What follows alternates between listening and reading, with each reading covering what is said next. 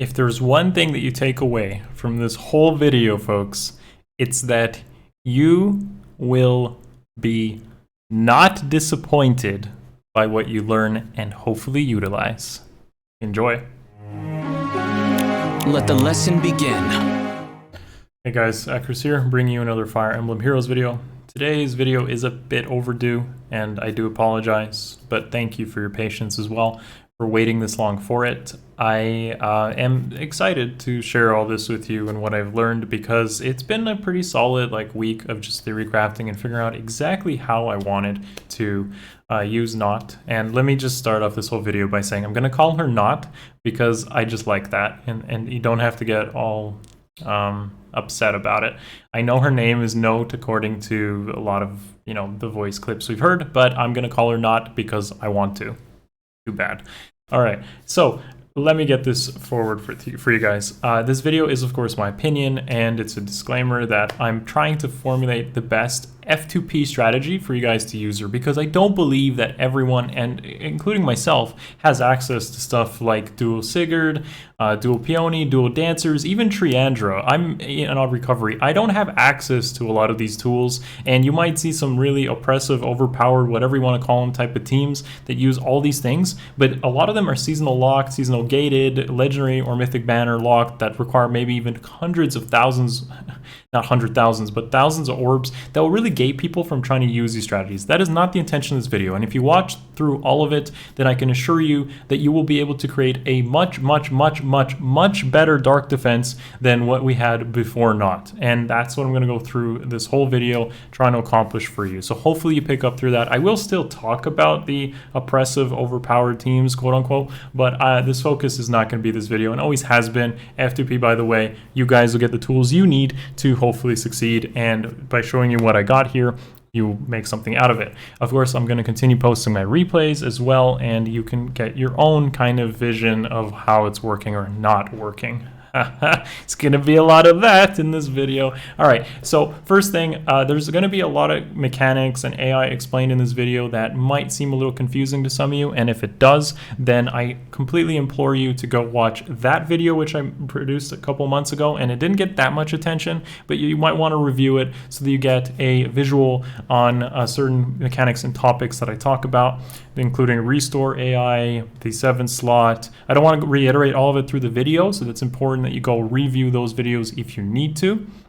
And the other one being my defense team in general, because it is talked about in this video as well, but it will actually be changing. I feel in dark defense I'm going to have something different than anima, and the replays will definitely reflect that. I'm glad and invigorated that I can share all this with you, and if you do enjoy it, then what I would highly ask of you is that, just like the lance color of Nott being blue, that thumbs up down there needs to also turn blue, so smash it, and I love you for it.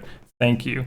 All right, first up, we're going to talk about Nott herself and what she does mean to the game and what you could potentially do with her. So, of course, I did give my impressions on this in the impressions video, but now I can give you a more conclusive stance on it. At first impression, her stat spread might actually look really good, and I wouldn't blame you for thinking that, but remember, we're in 2021 and everyone basically has the stat spread. Her weapon, again, might seem good on first impression, but in reality it's not actually that good, and from my experience already, she's kind of lacking as a unit. I gotta be totally honest. To what I kind of concluded here, she's basically a Pathfinder bot. And I'm sorry to say that, but I have tried to maybe have her get some buffs here and there. I've tried even stuff like bonus doubler. It all doesn't really matter when you consider that there's lull skills floating around, panics that kind of stop it, and even with restore and trying to make this work, it just doesn't. So this weapon is basically a glorified Pathfinder, if you ask me, and you have to keep it because of Pathfinder, but I would swap it if I could. An additional kind of cool thing, of course, with Nott is the fact that she has a speed damage reduction B skill, and that inflicts even minus attack and speed on your foes to make sure that she's bulkier. But again, in reality, I feel she's still lacking here, and from replays I've already had, she basically dies quite a bit. And I am actually fairly disappointed in how she works out, but I think there are ways to improve her. Merges will go a long way. Bonus season definitely will make her better, and in general, she's still going to be a lot better than the other Dark Mythics, which, by the way, I will rank and cover in this video, and units that kind of like synergize well with her, all in this for you guys to digest. So what I want to continue saying here is that this is her base kit, of course, and it actually is okay for base kit. Actually, I don't think she has Moonbow. I think she has Dragon Fangs. Sorry about that. But essentially, her base kit isn't too bad. Has some synergy in it. She's fast. She has a damage reduction B skill, and she has a Menace skill, which has some pretty good range to amplify her weapon. But despite this, she's still not that bulky, and unfortunately doesn't really do too much from my replay experience so far. I hope in the bonus season things will change a little bit. She'll probably do a bit better, but I think that merges and like lack of investment in general kind of hold her back. She is a decent consideration though for a merge project. This isn't like Syros. I actually firmly believe that Nott will last. It's like she will actually be pretty good even a year or two down the road, as long as we don't get Pathfinder on like every other Dark Mythic. This is actually one to stay and likely will be used quite a bit, unlike Syros, who is basically a combat Mythic and will get replaced as soon as her stats don't keep up with the meta, because she doesn't really offer anything else. And yeah, so Syros one-off, but not. Feel free to actually add the merges and investment into her, because I feel she will definitely last. And her base kit does fine as like a front line on a team, but like there's definitely some things that I'm not a fan of. Honestly, the first thing you could do is literally just give her drive attack, and you're good to go. Like, you literally just give her drive attack, and she, because of her Pathfinder mechanic, there's probably going to be her allies going in front of her and going to benefit from that drive attack. Menace synergizes with weapon, as I said, and she creates a little bit of bulk through her B. I don't really think there's much more you could do with this. If she's in the back line, maybe Wings of Mercy and maybe a different A skill. If she's front line, this works actually just fine. In contrast, of course, is you could swap out Distant Counter for ARD Speed Res, and this actually helps her stat spread exactly how it needs to be done, because I feel like she does get sniped by magic quite a bit, so bumping up her speed and her res will keep her B skill active and help out her otherwise like lowest-ish stat. So yeah, that's definitely how I would recommend using Nott. Not really much to it. Finally, I'm going to jump into some of the AI mechanics here. Alright guys, so I want to take a moment to really explain some of the interactions and AI involved with Pathfinder, and just using my own defense team as an example of that, or just testing through the theory crafting I've done over the past week. First thing, as you guys can probably see, is this is my Restore Trap defense team enhanced, quote unquote, with Nott. And I wouldn't say it's necessarily that much better. It was kind of a shocker to me because I had to like revisit AI mechanics to really figure this one out. But essentially, Restore has some pretty undesirable synergies with Pathfinder. It's cool that you can basically have Nana all the way over there and like restore in front of Lyn and create even more of a danger area sort of effect. Like, that's cool. But as you'll quickly realize, it's not as good as it seems once I explain exactly how this works. So I've pretty much put Nott here with Rally because I wanted to create an interaction where she would forward Rally, extending the range of not only Nana to cover more things, but also, let's say, Ninja Lyn here, or whoever else you might put here to be your desirable restore target.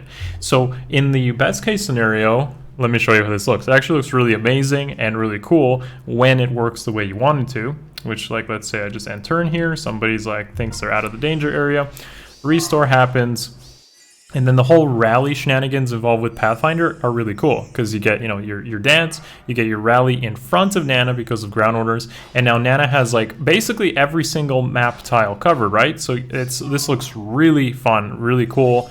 But as I said, it's not as good as it seems, and this is because you have to know how Restore and Rally AIs work, which let me show you again, but in a more undesirable result.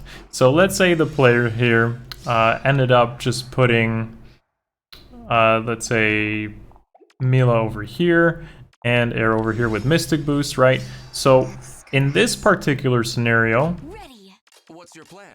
Again, the player might think they're safe, but Air and Edelgard don't die to Nana, and this is important with Restore AI. The actual attacker, the Restore Cav, is only going to engage in combat should they have a kill. This ends up being counterproductive with rallies because the Restore, if they're danced, is going to want to actually just Restore instead of creating that extra danger area. So look, if I end turn here again, same thing happens. Nana goes in front, she gets danced, but unfortunately, there's no rally interaction because, well, she has no kill. And because of that, now the opponent has 2 exposed dancers on the front line and probably a pretty good opener to kill the team. This is a result, this basically made me conclude that I probably shouldn't run rally, or I shouldn't think about the same interactions of restore and rally and how they trying to get them to snipe kills, because all this would only work and you only create that extra danger area should Nana get a kill. And in that case, you pretty much have already won if you've got a kill or 2. So you don't really need to super snowball through the rally and Pathfinder mechanic. Okay, there is one more example I want to show you guys. Okay, so here's another variation of this map that involves Restore and Pathfinder and how it could actually interact and work the way you want it to.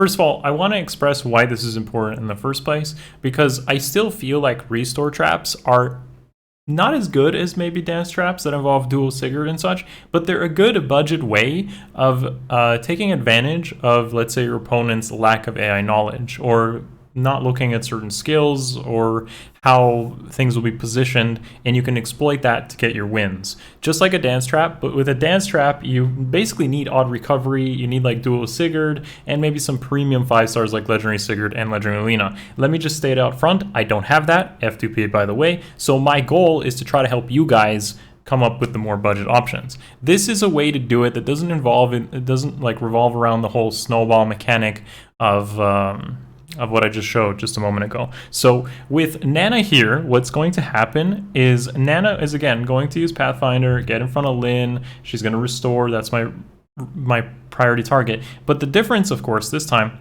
is instead of like trying to depend on her trying to snipe, let's say, units that might be like here or here, what's going to happen is there's no dancer to follow up on Nana after the restore, and this kind of replicates the dance trap aspect. So Nana is turned off, she's end turn, she's done her restore, and she's not going to get danced and try to snipe something. What she's gonna do is create that danger area threat that's pretty similar to what Duo Sigurd does, and now it's like a forced rally. What's going to happen is Nott is always going to rally Nana, and you're going to create that desired range to potentially snipe things. So as we can see right now, let's say that, like, you guys kind of saw this in the previous example, they're just hovering right outside the danger area, and let's say I had like Mila here or something, Nana wouldn't be able to kill that if she was to get danced again.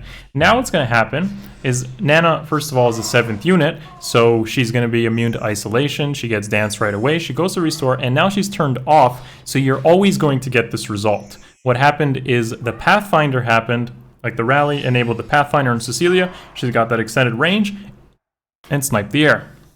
Now, this isn't like as much danger area as that whole snowball mechanic from before, but it's still pretty good.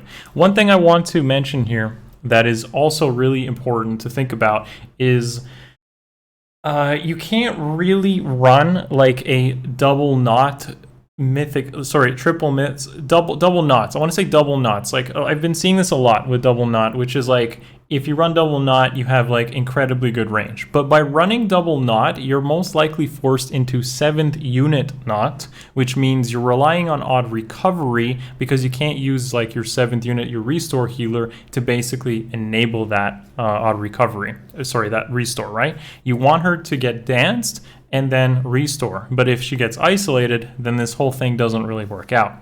So that's a disadvantage of having double Nott that I think really isn't stated enough. If you run double Nott, you can't run your bonus mythic without taking like a sort of lift loss hit. And that is important here. One other thing I want to mention is that the second dancer itself is far less useful here. So like my Olivia in this particular scenario didn't really do anything. And I think it's totally okay to just run like the single dancer. And if it's just Eldigan, then he's going to be fine just dancing the healer and then using Pathfinder as your range extension for getting kills. So this is one way to think about it. And I would highly suggest something like this to get you started depending on what units you have, which I'm going to cover in the rest of this.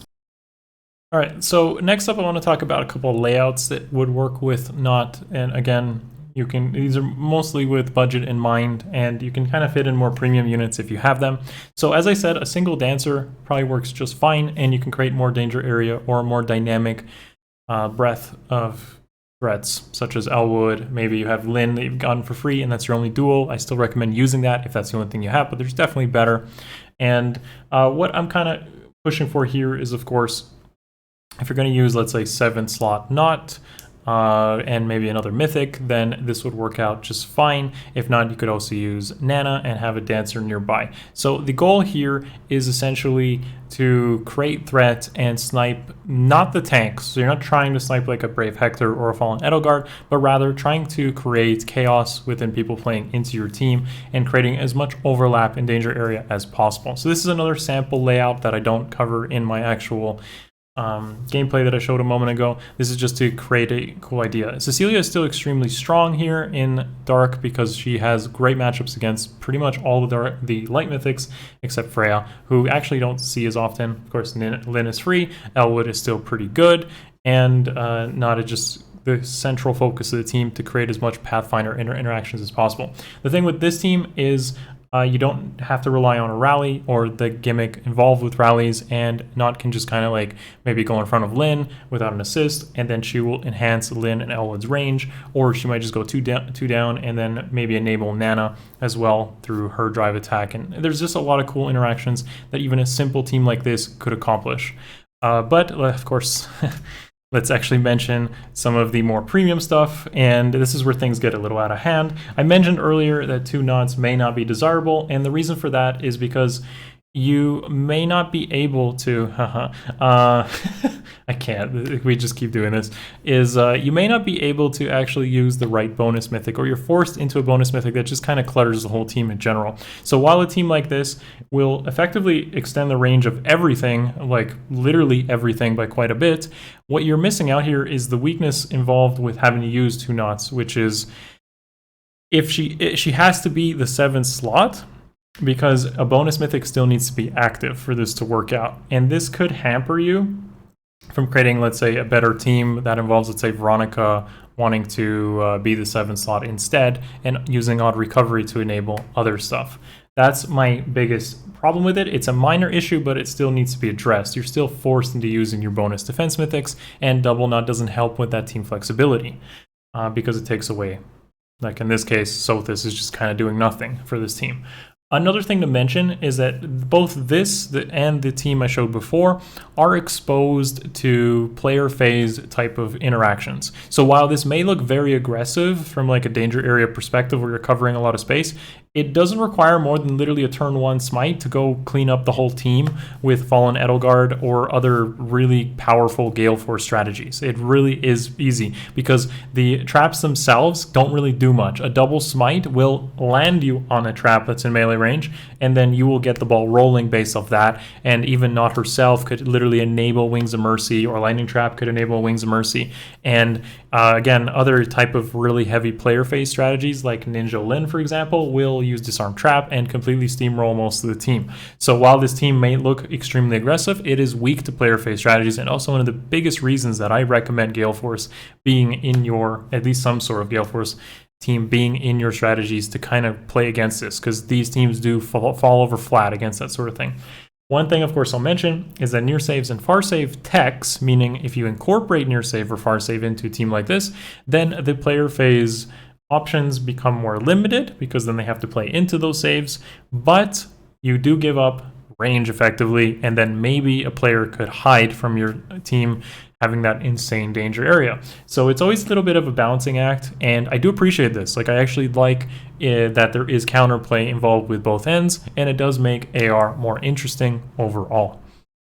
Okay, anyways, enough with the layouts. I want to talk more about how I feel about teammates of Nott and the actual mythics themselves. So this is kind of like my new list or tier list of dark mythics, and I didn't forget hell this time, I promise.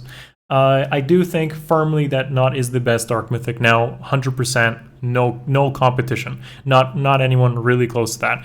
And the reason is because she actually will last as a dark mythic. Like, you're gonna want her here, and you're gonna want her to stay on your team through many different types of defense archetypes. And she actually scales fairly well with merges and investments. So firmly in the best spot. No questions asked. Now, I've actually felt like Triandra has fallen off a little bit, and the reason for that is because she really relies on an odd recovery team, which is not accessible to everyone, and if you don't have her on odd recovery team, she can actually just end up being a liability or just a slightly better Yoon, because at the end of the day, if she's isolated, she doesn't really do too much. And that actually makes her potentially even worse than Bramimond, who can now really benefit from Pathfinder and potentially get his own snipes in there. Otherwise, he wasn't really doing too much. So Brammy and Triandra are about equal, with depending on like the team comp or tools you have access to. I would easily put Hel, Yoon, and Sothis in last place, and I've used all of them. Trust me, those are basically my mythics, and they rotate in and out all the time, and I can tell you firmly that they all suck, without a doubt. Sothis is literally what Syros will become when stats completely outclass her in time. So Syros is only really being good in Anima, for contrast, because she's like a 2021 unit, or 2020 maybe, and just being held by her stats as being relevant. Sothis was actually fairly good stats at her release, being like one of the few 175s at that time, and having a decent preference weapon, immune to dragon effectiveness. You'd think out of the box it's pretty good, but in reality, she didn't really do too much, even back then, and Syros is kind of the same example. So Sothis, hands down. Yoon is basically a worse Triandra, because Triandra actually has some nuking power in her, and Yoon's only saving grace is her auto double, assuming you can give her enough speed to actually auto double or even survive retaliation from most threats, which is hard.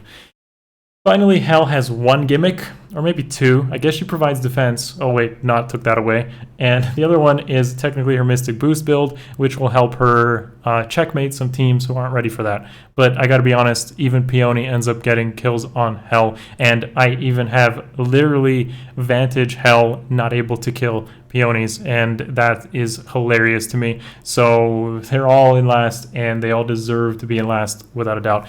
Nott is a solid contender and will stay in first place, I think, for a very long time. So good investment there. All right, so what are some good partners for Nott? This is going to be divided into premium and non-premium options. There's more to this. Like, for example, I didn't even list Wrath here, and I didn't even list like Meister Schwartz, Reinhardt, Swordheart, like he's pretty good too. Crom, Xander, they're all actually pretty solid if you wanted to use them, or S America. But again, I can't really list 10,000 units here, so you know, they're just not here. These are the best premium options, 100%. The feeling that I get out of this, I didn't even list Elise, for example, but again, there's so many good options here, and most of it comes down to how many calves do you have, how invested are your calves, and can you use those calves effectively? Yes, you can. Most calves are pretty good here, and the best ones are pretty much this list here. And Dual Sigurd probably being one of the best. Legendary Sigurd, if you can use them in win season, I wouldn't recommend using off-season legendaries. You potentially gimp yourself on lift. They have less stats. It's not as good. Legendary Lina, again, fire. Selina's really good because of wind sweep. Works with her weapon. Dual Lift actually is one of the best contenders of teammates for Pathfinder, because he will end up going in front of her and always activate his weapon. Again, super good. Veronica helps the team. Really good offensive stat spread. And Ingrid with her wind sweep shenanigans with true damage. Easily the best premium options. You have them, use them. The F2P options aren't bad either. Nana with good bulk compared to Veronica, for example. Reinhardt, always good. Kempf to enable wind sweep shenanigans. Elwood because of the impact, extra bulk and speed, plus his like special fighter effect. Cecilia does really well against all the light mythics. Python Wrath, pretty much the same thing, but Fire Sweep is what I'd recommend for them. And Lynn, because everyone should have a Lynn if you've been playing at least the past couple months, and that would be your only F2P kind of option for duels. She works okay, but again, she's outclassed by pretty much every other dual cav. And finally, Titania and S America really being your only red options F2P, and they're not that great, but it is what it is. And honestly, using them over anything else will make your defense much better. All right, so if you made it all the way to the end of this video, thank you so much for watching to this part. I hope that you took something out of this, and I definitely will be releasing both my replays and more content covering potentially Nott and other dark mythics in the future, of course, or just mythics in general, how they play into this. It's an extremely powerful mechanic, Pathfinder that is, and playing into it, it will make AR even more engaging, make your games hopefully more fun, and making your own defense teams is always fun as well because of theory crafting involved. I will share as much as I can. Thank you always for watching. Smash that like button, sub if you haven't already. If you love this content, and I hope that you do, Consider my Patreon in the description below. You guys are awesome. Thank you. See you in the next one. Peace. It's over.